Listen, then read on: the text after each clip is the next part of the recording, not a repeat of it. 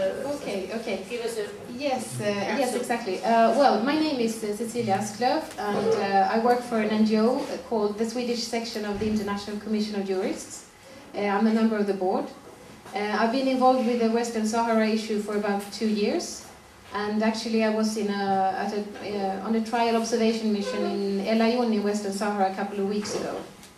So that is my background with this issue. I'm a lawyer, well, a jurist, and yeah. But with my presentation, I will actually try to do the reverse and simplify matters. It means that we will miss some legal niceties, but I think the important thing here is to get the main message across. I will start my discourse with an advisory opinion delivered in 1975 by the International Court of Justice. And this advisory opinion, it pertains to the legal status between Western Sahara and Morocco and Mauritania. I will continue by presenting the conclusions made in a legal opinion by the former Undersecretary General for Legal Affairs, Hans Corell. And I will also touch upon the further clarifications of that legal opinion that he made in Pretoria in December 2008. So, in 1975, the General Assembly of the United Nations requested an advisory opinion from the International Court of Justice. The aim of the General Assembly was to be of assistance in the decolonization of Western Sahara. At that time, the colonial power was Spain. Spain was about to leave, and both Morocco and Mauritania made claims on Western Sahara. In order to facilitate the process of decolonization, the General Assembly needed to clarify the status of Western Sahara and the nature of its ties to both Morocco and Mauritania.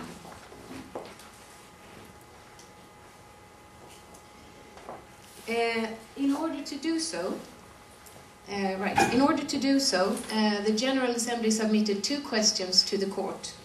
Question number 1. Was Western Sahara at the time of colonization by Spain a territory belonging to no one? And if that question was to be answered in negative, question number 2 was, what were the legal ties between this territory and the Kingdom of Morocco and the Mauritanian entity? As to the first question, the court firstly stated that according to the state practice at the time of colonization, which was in the 1880s, territories inhabited by tribes or people having a social and political organization were not regarded as no man's land. And the court declared that Western Sahara was inhabited by peoples which, even if nomadic, were both socially and politically organized. And the court concluded that Western Sahara was not a no man's land by the time of its colonization. As to the second question, the court pointed out that the outcome of the issue was depending on whether or not there were evidence of effective display of authority in Western Sahara by another state at the time of its colonization by Spain and in the period immediately preceding that colonization. During the trial, Morocco requested that the court should take into account the special structure of the Moroccan state, which was founded on Islam and the allegiance of various tribes to the Sultan. As evidence of its sovereignty, Morocco invoked, among other things, documents of appointment and the alleged imposition of taxes.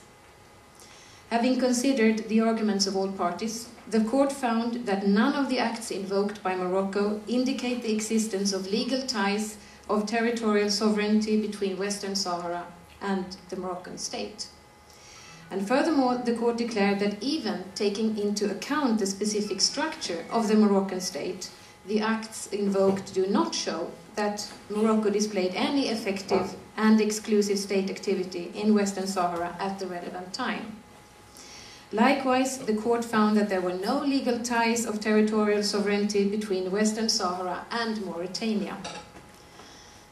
I would say that this is a clear and unambiguous ruling.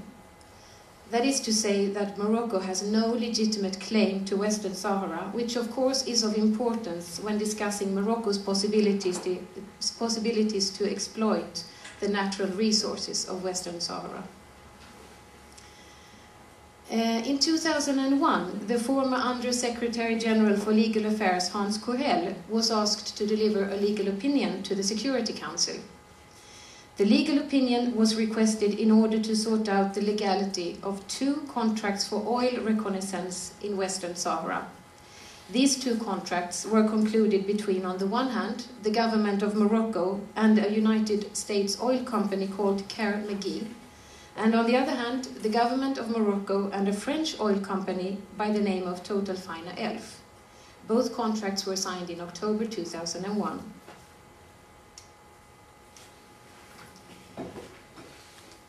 Right, okay. One of the starting points of the legal opinion that was delivered is that Western Sahara has been included in the UN list of non-self-governing territories since 1963. And the fundamental principles applicable to such territories are laid down in Article 73 of the UN Charter. Although Western Sahara is a non-self-governing territory, Morocco has never been formally recognized by the UN as being the administering power of that territory. So the Under-Secretary General had to proceed by way of analogy, analyzing several resolutions from the General Assembly on the subject of non-self-governing territories. It was found that the General Assembly has drawn a distinction between economic activities that are detrimental to the peoples of these territories and those directed to benefit them. In addition to the resolutions, the legal opinion refers to case law of the International Court of Justice and provides an overview of the practice of states. After having examined these various sources of law, the Under-Secretary General concludes that the analysis undertaken supports the conclusion that mineral activities in non-self-governing territories are illegal if conducted in disregard of the needs and interests of the people of that territory. After having delivered that legal opinion, Hans Kohel has actually refrained from any further comments on the subject, stating that it's important that the legal opinion speaks for itself. However, at a conference in Pretoria in 2008, he actually chose to deliberate on the subject. And one of the issues he raised was what other conclusions could be drawn from the legal opinion in relation to other resources in Western Sahara than mineral resources. He concludes that there is not much room for making a distinction between mineral resources and other resources. What is said in the legal opinion about mineral resources also applies to other resources such as fishing, water, sand.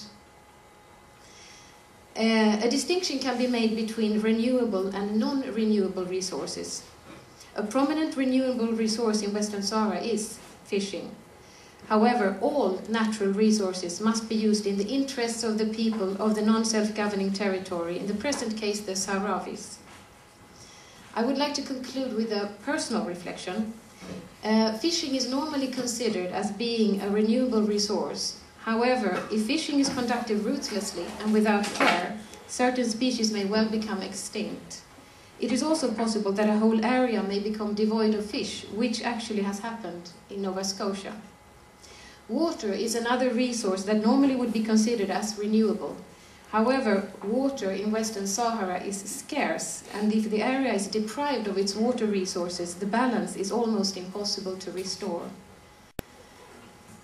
Whether renewable or non-renewable, the legal situation is, however, clear. Any exploitation of natural resources in Western Sahara is illegal if conducted in disregard of the needs and interests of the Sahrawis. Thank you.